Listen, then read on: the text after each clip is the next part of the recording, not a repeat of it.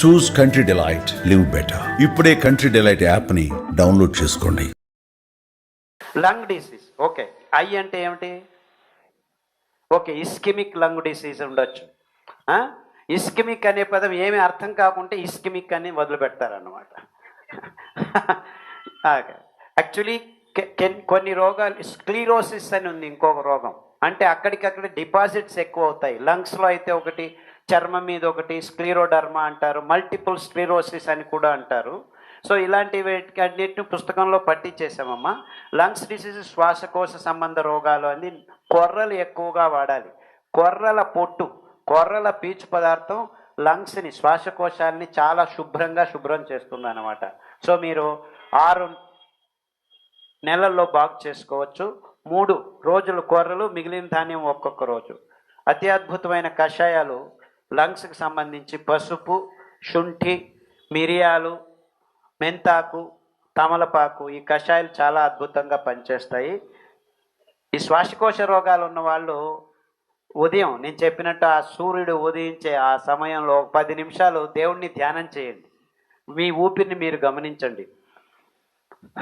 అలా చేస్తూ ఉంటే ఇన్ఫ్యాక్ట్ 20 రోజుల్లోనే ఇలాంటివన్నీ బాగా అయిపోతాయి. బరువు తగ్గటం ఎలా? ఎక్స్ట్రా ఫ్యాట్, లిగమెంట్ టేర్స్, యాక్సిడెంట్లు అయిన వాళ్ళకి సాదాపాకు, గడ్డి చేమంతి, వేపాకు, మునగాకు, కరివేపాకు, ఈ కషాయాలు చాలా బాగా పనిచేస్తాయి. కొర్రలు, అండుకొర్రలు, ligament tears, tendons, bone fractures, hair line fractures, ఇవన్నీ బాగా కావు, అలాగే ఉంటాయి, నొప్పి అయినప్పుడు ఈ పెయిన్ కిల్లర్ వేసుకో అని చెప్తూ ఉంటారు డాక్టర్. లేకపోతే ఆపరేషన్ చేస్తామంటారు, ఆపరేషన్ చేసిన తర్వాత కూడాను బాగా కావు. దీనిలన్నిటికీ శరీరం తనంతట తాను బాగు చేసుకోగలదు ఈ కషాయాలు, ఈ ఆహారం ఇస్తే.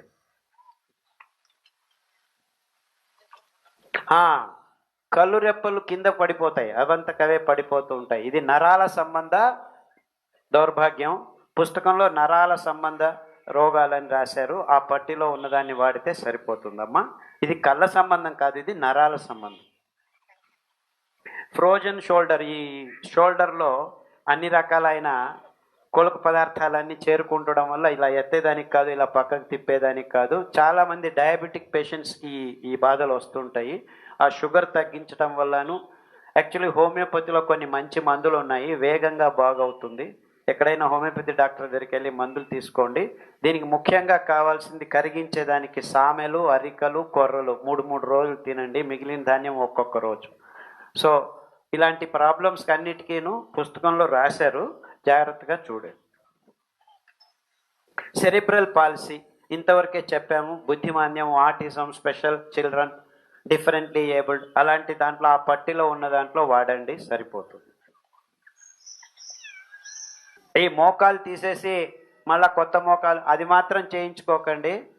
కొర్రలు, అండుకొర్రలు తింటూ ఒక 6 నెలలు ప్రయత్నం చేయండి. మీకు 80% ప్రాబ్లం సాల్వ్ అవుతూ వస్తుంది. రుమెటిజము, కీళ్ళవాపు, సంధివాతము, ఆర్థరైటిస్, గౌటు, ఇవన్నీ చాలా ఇబ్బందులు చాలా సులభంగా బాగవుతున్నాయి సిరిధాన్యాలు తినటం వల్ల, కషాయాలు తాగటం వల్ల. కొందరికి 6 నెలలు కావచ్చు, కొందరికి 2 సంవత్సరాలు కావచ్చు, అంతే, అంతకంటే పెద్ద తేడా లేదు. సో మీరు దీన్ని జాగ్రత్తగా ఒక 6 నెలల నుంచి 2 సంవత్సరాలు వాడిన తర్వాత కూడాను ఇబ్బందులు ఉంటే తర్వాత ఆపరేషన్లు చేసుకోండి. బరువు పెరిగేదానికి అని కూడా పుస్తకంలో ఒక పట్టి రాశాం. ఈ 5 సిరిధాన్యాలు కాకుండా తటస్థ ధాన్యాలు కొన్ని ఉన్నాయి. అందులో వరిగలు, జొన్నలు మిమ్మల్ని పుష్టిగా చేస్తాయి. అంటే ఈ సిరిధాన్యాలు తింటే లావుకారని కాదు. ఇన్ఫ్యాక్ట్ నేను గడిచిన 7 సంవత్సరాల నుంచి 5 సిరిధాన్యాలే తింటున్నాను, గట్టిముట్టుగానే ఉన్నాను, ఏం సన్నగా లేను నేను. అంటే మిమ్మల్ని అది సమతులనంగా రెగ్యులేట్ చేస్తుంది అన్నమాట. సన్నగా ఉన్న వాళ్ళను లావు చేస్తుంది, లావు ఉన్న వాళ్ళను సన్నగా చేస్తుంది. అంటే మొదటి 6 నెలల్లో మీరు లావు ఉండేదంతా కరిగిపోవాలి, ఆ చెడ్డ పదార్థాలన్నీ పోవాలి. తర్వాత మళ్ళా రెగ్యులేట్ అయ్యి సమతులనంగా ఒక ఆరోగ్యకరమైన బరువుకు వస్తారు మీరు. సో ఇది అందరూ గమనించండి. మొదట మీరు సన్నగా ఉన్నా కానీ సిరిధాన్యాలు తింటే కొద్దిగా బరువు తగ్గుతారు, ఎందుకంటే మీలో ఉన్న చెడ్డ అంశాలన్నింటినీ ఇది కడిగేస్తుంది. తర్వాత మంచి పదార్థాలను తయారు చేస్తుంది. ఈ పదార్థాల వల్ల మంచి పదార్థం తయారయ్యి మళ్ళా గట్టిగా తయారవుతారనమాట. మైగ్రేన్, వన్ సైడెడ్ హెడేక్స్, దీనికి అద్భుతమైన పదార్థం నువ్వులు, వెర్రి నువ్వులు. మీరు నువ్వులు ఈ ఇనుప పెన్నం మీద వేయించుకొని టప్ అన్న తర్వాత పొద్దున్నే ఖాళీ పొట్టలో ఒక 20 రోజులు అర్ధ చెంచా నోట్లో వేసుకొని నమిలి మింగి నీళ్లు తాగండి. ఒక 21 రోజులు చేసిన తర్వాత మళ్ళీ ఒక 21 రోజులు తీసుకోకండి, మళ్ళీ ఇంకొక 21 రోజులు చేయండి. 2-3 రౌండ్లలో మీకు 20 సంవత్సరాల నుంచి ఉన్న తలనొప్పులు కూడా బాగవుతాయి. థైరాయిడ్కి బేడలు తినొద్దని చెప్పలేదు. థైరాయిడ్కి మీరు చేయాల్సింది ఇంతే. సామెలు 3 రోజులు, మిగిలిన ధాన్యం ఒక్కొక్క రోజు తినాలి. కొబ్బరి నూనె ముఖ్యంగా బాగా వాడాలి. కొబ్బరి నూనె కట్టెగానుక కొబ్బరి నూనె 1 వారం, నువ్వుల నూనె 1 వారం, మార్చి తాగండి. నువ్వుల నూనె లేదంటే వేరుశనగల నూనె, వేరుశనగల నూనె లేదంటే కుసుమల నూనె. సో ఏదైనా దొరుకుతుంది, కానీ కొబ్బరి నూనె ముఖ్యం థైరాయిడ్ ప్రాబ్లంకి. బట్ కొబ్బరి నూనె ముఖ్యం అని వరుసగా కొబ్బరి నూనె వాడకండి, మంచిది కాదు అది. 1 వారం 2 వారాలు కొబ్బరి నూనె వాడిన తర్వాత ఇంకొక వారం వేరే నూనె వాడాలి, మళ్ళీ కొబ్బరి నూనెకి రండి. అలా మార్చి చేయడం అతి ముఖ్యం.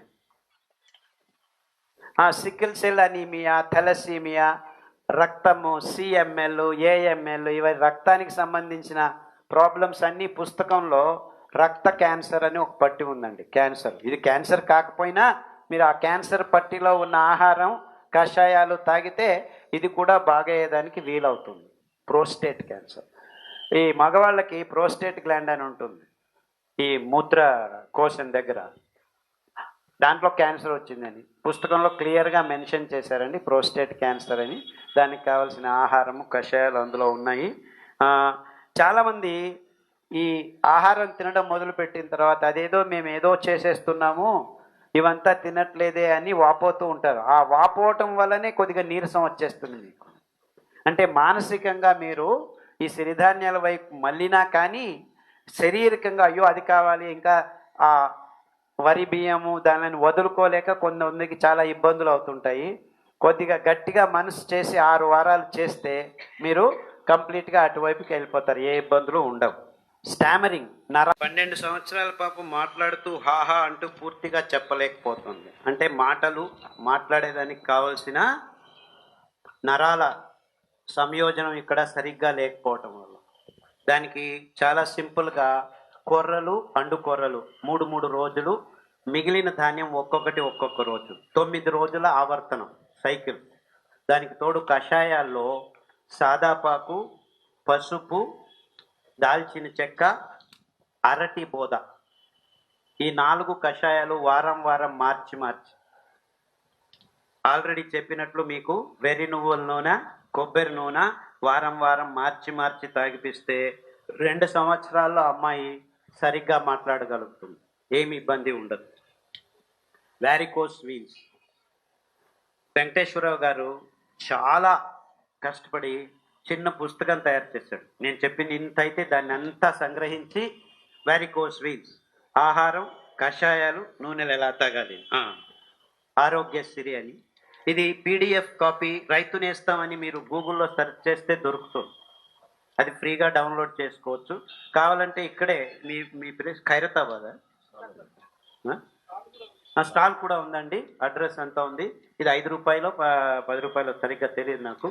మీరు దీన్ని తీసుకుంటే ప్రతి పేజీలోనూ మొత్తం 14 రకాల క్యాన్సర్లు, అనేక రకమైన ఆరోగ్య సమస్యలు, కీళ్ళ నొప్పి, ఐబిఎస్, హెచ్ఐవి, ఎస్ఎల్ఈ, బుద్ధిమాంద్యం, డిఫరెంట్లీ ఏబుల్డ్ కిడ్స్, పార్శ్వవాయువు, పైల్స్, ఫిట్స్, ఇలా అన్ని రకాలు ఆడవాళ్ళ సంబంధం గైనకలాజికల్ ప్రాబ్లమ్స్, పీసీఓడి, తర్వాత సంతాన లేమి, రక్తహీనత, ఇలా ప్రపంచంలో మానవ జాతిని కాడుతున్న ఆల్మోస్ట్ అన్ని 40-50 రకాల రోగాల్ని పట్టి చేసి దానికి ఏ ఆహారం తినాలి, ఎన్ని ధాన్యాలు ఎలా తినాలి, ఏ కషాయాలు తాగాలి అన్ని చాలా అద్భుతంగా చిన్న కైపిడి. ఆరోగ్య మలబద్ధకం, కాన్స్టిపేషన్, ఈఎస్ఆర్, యూరిన్ ఇన్ఫెక్షన్, అంటే మూత్రం మంటలు రావటం, మూత్రపిండాల సమస్యలు, క్రియాటినిన్ ఎక్కువ అవుతుంది, డయాలసిస్కి వెళ్ళాలి, అన్నిటికీ పట్టీలు రాసేసి వెరికోస్ వెయిన్స్, వెరికోస్ సీల్ అంటే బీజం దగ్గర నీళ్లు కట్టడం, రక్తం సరిగ్గా కాకుండా పోవడం, అలాంటివన్నీ ఇబ్బందులు అన్నిటినీ. అంతెందుకు ఎస్ఎల్ఈ, ఐబిఎస్, ఇర్రిటబుల్ బౌల్ సిండ్రోమ్, ఇలాంటివన్నిటికీ చాలా సుందరంగా పట్టి తయారు చేశారు. ఈ పట్టి సంపూర్ణ ఆరోగ్యం అనే బుక్ సాక్షి రాంబాబు గారు కూడా తయారు చేశారు. So PDF is available on the net. దాన్ని మీరు డౌన్లోడ్ చేసుకోవచ్చు, ఫ్రీగా అవైలబుల్ ఉంది. ప్రతి ఒక్క విషయాన్ని సంక్షిప్తంగా రాశారు ఈ పుస్తకంలో. సో మీరు యాక్చువల్లీ చాలామంది అడిగిన ప్రశ్నలకు ఈ చిన్న పుస్తకంలో సమాధానాలు ఉన్నాయి. ప్రాక్టికల్గా ఏం చేయాలని రాశారు, ప్రాక్టికల్ ఆస్పెక్ట్స్ కంప్లీట్గా క్లియర్గా స్టెప్ బై స్టెప్ పట్టి వేసి ఇండెక్స్ కూడా రాసి ఇచ్చారు. సంతానాలేమి, ఇప్పుడు ఒకే ఒక సమాధానం ఐవీఎఫ్. రండి అందరూ ఐవీఎఫ్ ఇన్విట్రో ఫర్టిలైజేషన్. ఈ పాల ఉత్పాదన కోసం ఆవుల కోసమని తయారు చేశారు, దాన్ని తెచ్చి మనుషులకు ఇచ్చేస్తున్నారు. సో ఐవీఎఫ్కి వెళ్ళవద్దండి.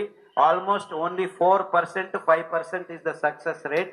ఏమీ ఇబ్బందులు మీకు బాగా కావు. స్టెరాయిడ్స్ అది ఇది అంతా ఏమేమో చేసి ఎమోషనల్గా చాలా డిస్టర్బెన్స్ అవుతాయి. హ్యాపీగా సంతానాలు ఏమని పట్టిలో ఉంది.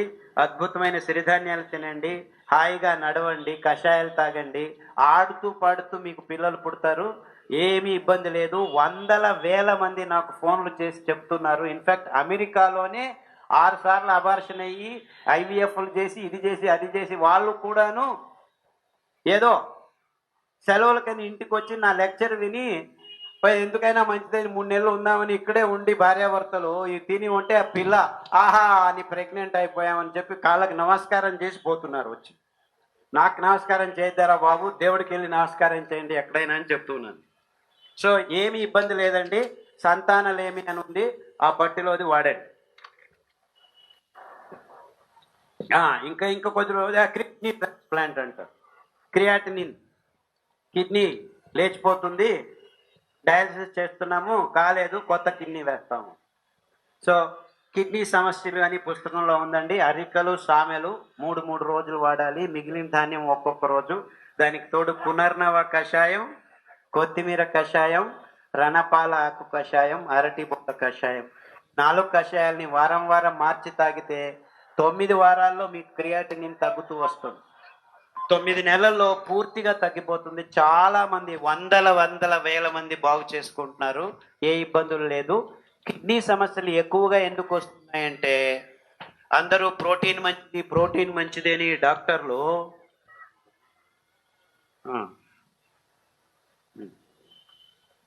అదే ఈ ప్రాబ్లం ఎందుకు అవుతుందంటే ఈ ప్రోటీన్ మంచిది అని చెప్పి అందరూ ప్రోటీన్లు ఎక్కువ తినడం మొదలుపెట్టారు. ఈ ప్రోటీన్ ఎక్కువ అవసరం లేదు మనిషికి. 6% కంటే ప్రోటీన్ ఎక్కువ అవసరం లేదు. అంటే మనం పెసరట్లు ఎక్కువ తినటం, బిసిబేళబాతులు ఎక్కువ తినటం, ఇవన్నీ ఎక్కువ చేస్తున్నాం. శాకాహారులు కూడాను పప్పులో కాలేస్తున్నారు. పప్పులు మంచివి అనుకొని పప్పులు ఎక్కువ తింటున్నారు. సో పప్పులో కాలేయకండి, మీ కిడ్నీలు లేచిపోతాయి.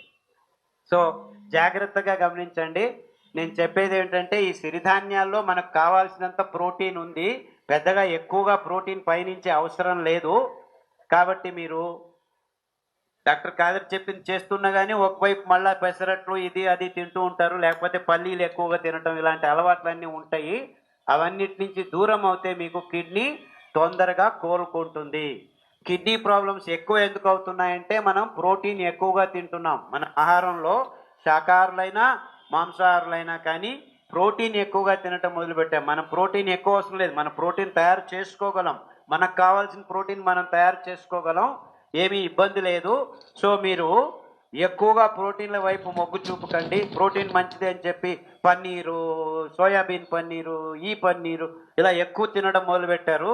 దానివల్ల ఇబ్బందులు ఎక్కువ అవుతున్నాయి. కాబట్టి మీరు గమనించాల్సింది ఏమిటంటే గంజి రూపంలో సిరిధాన్యాల్ని తాగుతూ కషాయాలు తాగండి. పప్పులు బేడలు కిడ్నీ ప్రాబ్లం ఉన్న వాళ్ళు దూరంగా ఉండండి. ఒక 6 నెలల నుంచి 9 నెలలు మీ కిడ్నీ సమస్యలు చాలా వేగంగా గుణముఖమవుతాయి. చాలామంది ఈ విషయాన్ని